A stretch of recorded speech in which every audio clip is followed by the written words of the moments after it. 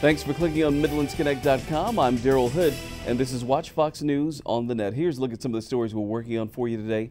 Money and drugs, that's what Kershaw County investigators say led a man to kill another man and dismember his body. It happened at this mobile home park in the 1300 block of Dogwood Lane in the town of CASSATT. Authorities say the suspect, Raleigh Furman Jr., admitted to a family member that he killed a man living with him. Sheriff Jim Matthews says the victim was killed with a pipe wrench before his body was dismembered over the weekend. Matthews says his deputies found 5 trash bags in a shed behind his home full of body parts. Authorities say the suspect went to check himself into a hospital for chest pains, and that's when he told a family member what he did. The sheriff says Furman has cooperated with the department. These kind of crimes happen, but for Kershaw County, I think it's relatively rare. I don't know that's ever happened before.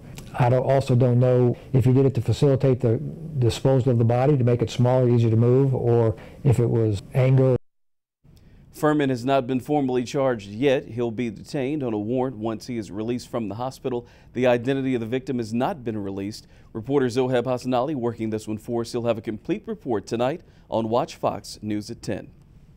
Attorneys are scheduled to deliver closing arguments today in federal court in South Carolina's voter ID case. The case went to trial last month. A 3-judge federal panel will decide whether the law requires specific photo ID violates the Voting Rights Act. The Justice Department last December said the law reverses the voting rights gains of the state's minorities. South Carolina sued for permission to enact the law.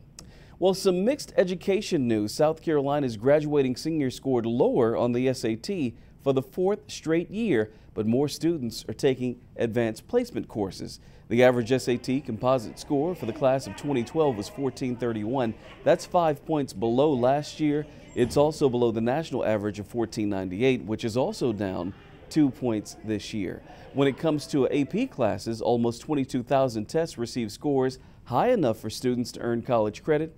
That's up more than 10% from last year.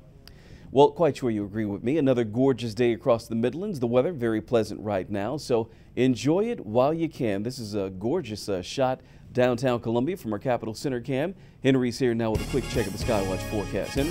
Hey there, Daryl. Yeah, gorgeous weather as we are in the first Monday of fall beginning on Saturday morning. Skywatch Doppler radar, nothing to talk about, and looks like it's going to be dry for a little while. Temperatures in the 70s, absolutely gorgeous. Hopefully you're getting out there and enjoying the weather. It's going to get chilly tonight again as these numbers drop into the 60s.